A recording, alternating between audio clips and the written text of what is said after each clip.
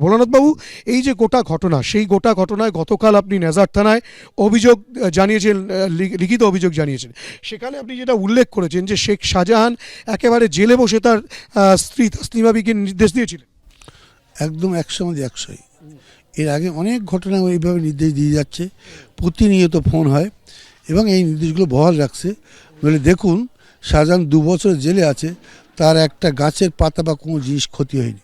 সে বরং যে বাড়িতে আপনারা বসে আছেন এটাকে টোটাল লুট করলো 2020 সালে। তাসলিমা বিবি অর্থাৎ কিনা শেখ শাহজাহানের স্ত্রী, সে নাকি মোসলেম শেখ, যে সন্দেশখালী 1 নম্বর পঞ্চায়েত সমিতির সহকারী সভাপতি, সে তো তৃণমূলেরই সহকারী সভাপতি, সেই লোক তো রয়েছে।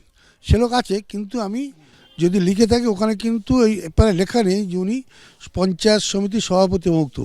ক্রিমিনালের নাম, তার ঠিকানা।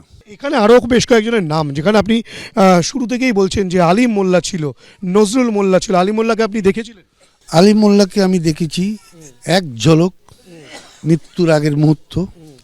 আর নজরুল মোল্লাকে পরে সিসিটিভি ফুটেজ দেখা যাচ্ছে, গাড়িটা লরিটা যেখানে ছিল সেখান থেকে নিয়ে গেছে ও ড্রাইভ করে।